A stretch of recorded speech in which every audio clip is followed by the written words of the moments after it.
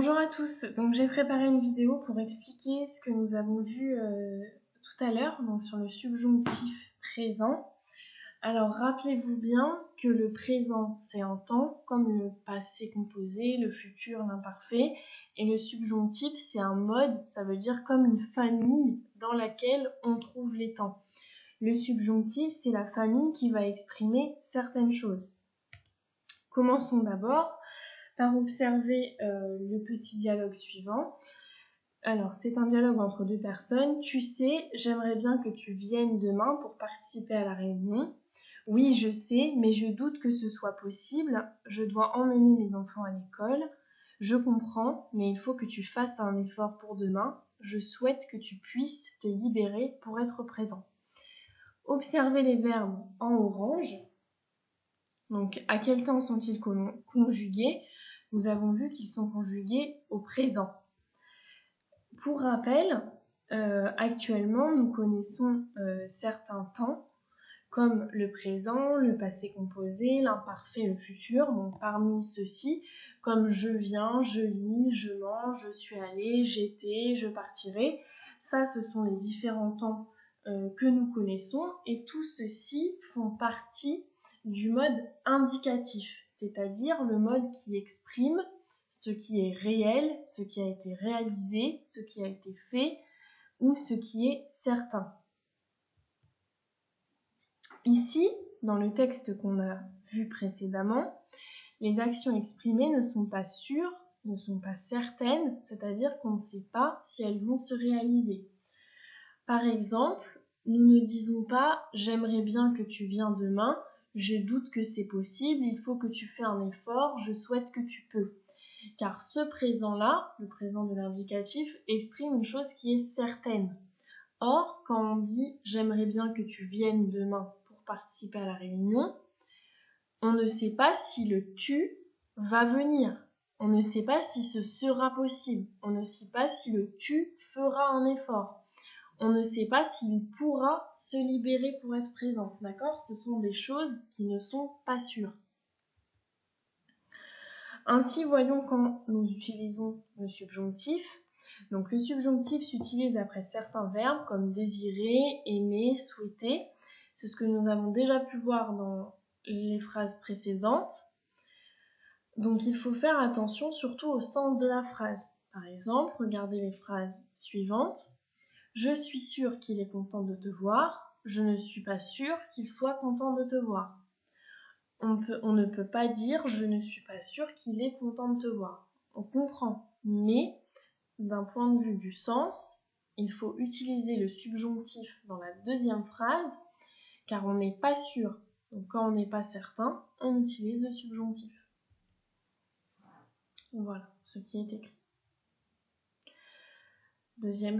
Deuxième chose, il y a deux sujets différents dans la phrase. Vous voyez qu'à chaque fois, quand il est dit « j'aimerais bien que tu viennes », il y a le J' qui va avec aimerait, et il y a le tu qui va avec vienne, le il qui va avec faut, le tu qui va avec puisse. Il y a toujours deux sujets.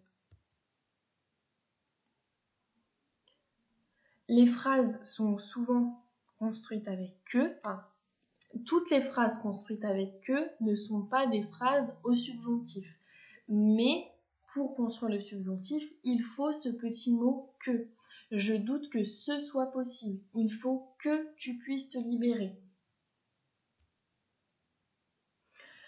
Et enfin, avec certains mots, donc on appelle en français des conjonctions, comme afin que, pour que, de façon que, bien que, il faut que.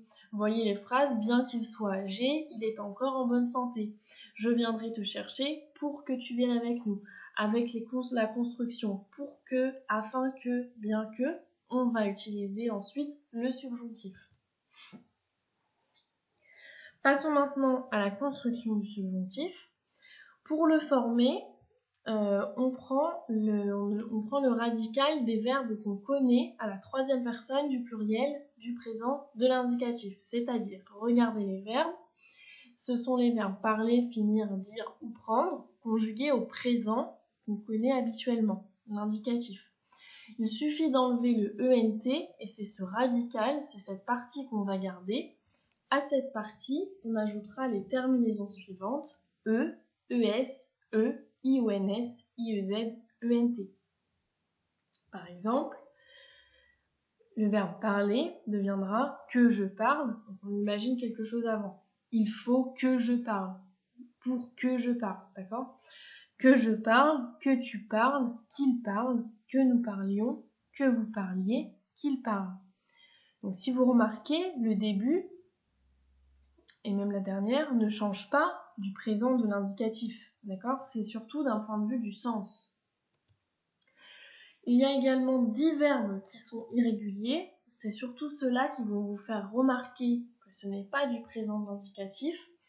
Être, avoir, aller, faire, savoir, vouloir, pouvoir, pleuvoir, valoir et falloir. Vous les avez ci-dessous. Donc on va dire que je sois pour être, que j'ai pour avoir, que j'aille pour aller, que je fasse pour faire, que je sache pour savoir, que je veuille pour vouloir, que je puisse pour pouvoir, qu'il pleuve pour pleuvoir, que je vaille pour valoir et qu'il faille pour falloir. Donc qu'il pleuve et qu'il faille sont deux verbes qui se conjuguent uniquement avec il. C'est pour ça que je n'ai pas mis que. Voilà pour ce qu'il s'agit du temps du subjonctif présent. Nous ferons des exercices ultérieurement et n'hésitez pas à me poser vos questions. Merci à vous, bonne journée.